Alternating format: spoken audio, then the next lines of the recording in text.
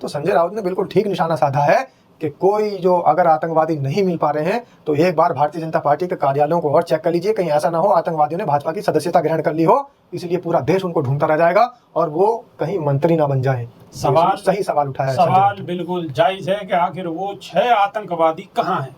नमस्कार, स्वागत है आपका। मेरा नाम है विपिन बेबाक, मेरे साथ मेरे सहयोगी शादाब रिजवी। धन्यवाद साहब।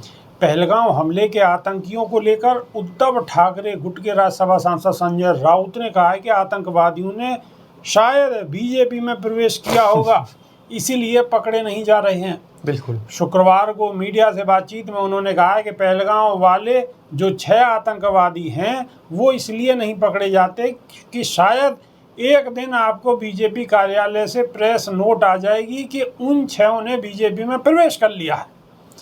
आप भूल जाइए ये सब। इसके साथ ही संजय राउत ने आगे कहा है कि ऑपरेशन सिंदूर पर देश के प्रधानमंत्री हर राज्य में जाकर राजनीति कर रहे हैं। ये ऑपरेशन हमारे जवानों ने किया, लेकिन इसका श्रेय लेने के लिए कंपटीशन में सबसे आगे हमारे प्रधानमंत्री हैं। पटना जाएंगे, मुंबई में जाएंगे, सिंदूर यात्रा निकालेंगे और बंगाल में जाएंगे।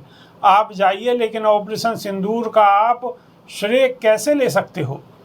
बीजेपी की तरफ से ऑपरेशन बंगाल वाली टिप्पणी पर उन्होंने कहा है कि उसका जवाब ममता दीदी ने दिया है। ममता दीदी ने चैलेंज किया है कि अभी चुनाव करवा लो, भाग जाएंगे आप, और भाग भी गए। दीदी ने ये भी कहा कि आप पहले अपने घर में सिंदूर दीजिए, बाद में दूसरों के घरों में जाइए। इसके आगे उन्होंने कहा कि सिंदूर एक पवित्र व्यवस्था है, कोई किसी को भी जाकर ये नहीं दे सकता। जिसकी मांग में सिंदूर भरा जाता है उसका पति ही ऐसा कर सकता है। अब बीजेपी के कार्यकर्ताओं को सिंदूर लेकर महिलाओं के पास भेजोगे तो आप सिंदूर का अपमान कर रहे हो। अपनी किताब पर उन्होंने कहा कि ये किताब मैं अमित शाह जी को दे दूंगी। उन्होंने ये किताब पढ़नी चाहिए कि किस प्रकार से। उन्होंने कहा दे दूंगा संजय रावत जी ने। जी बिल्कुल।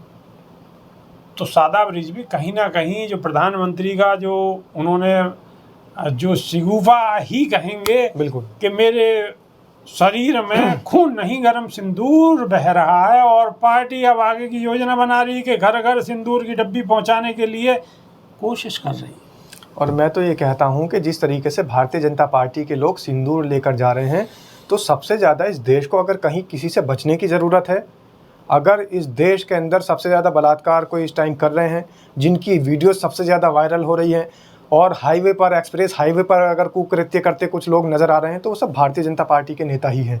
तो भारतीय जनता पार्टी के नेता अगर आपके घरों में आए, और मेरी सब लोगों से, इस देश की जनता से विनम्र निवेदन है कि आपके घरों में माँ बहनों को अगर सिंदूर की डब्बी लेकर कोई व्यक्ति भारतीय जनता पार्टी से आता है, तो कम से कम अपनी माँ बहनों की लाज बचाने के लिए, उनकी इज्जत रखने के लिए इन भारतीय जनता पार्टी के नेताओं से दूर रहना होगा।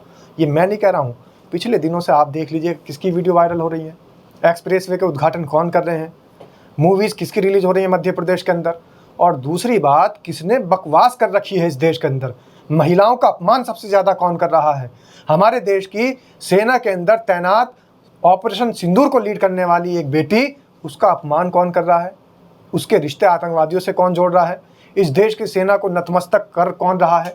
ये सारी बातें आप देखिए कि इनके अंदर भारतीय जनता पार्टी के नेता निकल कर आएंगे। और संजय राउत जी ने एक बात बहुत बढ़िया कही है, बहुत अच्छी लगी, बल्कि मुझे तो शुरू में आपने जब पढ़ के सुनाई तो बताई तो हंसी आ गई उसमें बेबाक जी।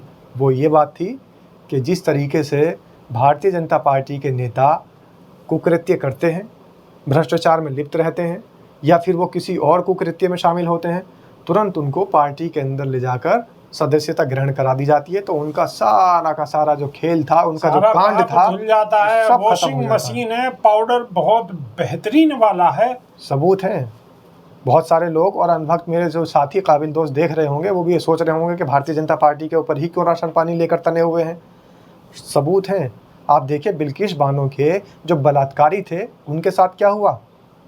अदालतों से भी सजा याफ्ता थे, सब जगह से उनको सजा करार देकर अपराधी बना दिया गया था, लेकिन उनके गले में फूल मालाएं डाल दी गई क्योंकि वो बीजेपी में शामिल हो गए थे।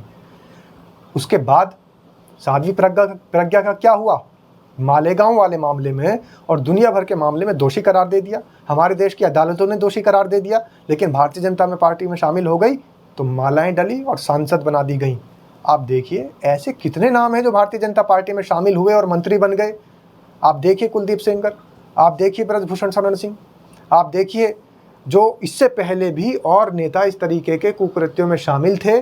जैसे आपके यहाँ पर विधुड़ी जी थे, उन्होंने लोकसभा के अंदर ही पता नहीं क्या खाकर वो भाषण देते हैं, किस तरीके की बातें करते हैं कि हमेशा उनको महिलाएं नजर आती हैं। विपक्ष की एक महिला नेत्री के ऊपर कितना बुरा उन्होंने कटाक्ष किया, कितने अनर्गल बयानबाजी की। को छोड़ भी दें, पीछे के बयानों को छोड़ भी दें, तो ताजा बयान ले लीजिए आप। विजय शाह का देख लीजिए, जगदीश देवड़ा का देख लीजिएगा और ये पठानिया जी का देख लीजिएगा, ये क्या बयान दे रहे हैं, इनकी बातें कैसी हैं। तो संजय राउत ने बिल्कुल ठीक निशाना साधा है कि कोई जो अगर आतंकवादी नहीं मिल पा रहे हैं तो एक बार भारतीय जनता पार्टी के कार्यालयों को और चेक कर लीजिए, कहीं ऐसा ना हो आतंकवादियों ने भाजपा की सदस्यता ग्रहण कर ली हो, इसलिए पूरा देश उनको ढूंढता रह जाएगा और वो कहीं मंत्री ना बन जाए।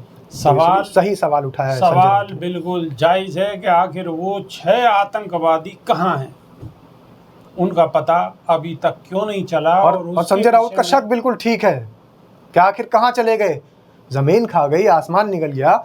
और अगर हमारे देश की इंटेलिजेंस, हमारे देश की सुरक्षा एजेंसियां, हमारे देश की जांच एजेंसियां उन्हें ढूंढ नहीं पा रही हैं, तो फिर तो संभव हो सकता है कि भारतीय जनता पार्टी ने सदस्यता ग्रहण करा दी हो और हो सकता है कि अब वो बड़े नेता बन जाएं, पार्लियामेंट तक पहुंच जाएं या मंत्री बन जाएं। इसमें कोई शक नहीं है, क्योंकि पहले भी ऐसे कई मामले हमारे देश के सामने हैं। जो अपराधी थे वो आज मंत्री बने बैठे हैं। जो अपराधी थे वो आज मंत्री बने बैठे हैं। तो अभी के लिए सिर्फ इतना ही। नई वीडियो में फिर रूबरू होंगे। बहुत बहुत शुक्रिया। नमस्कार। धन्यवाद साहब।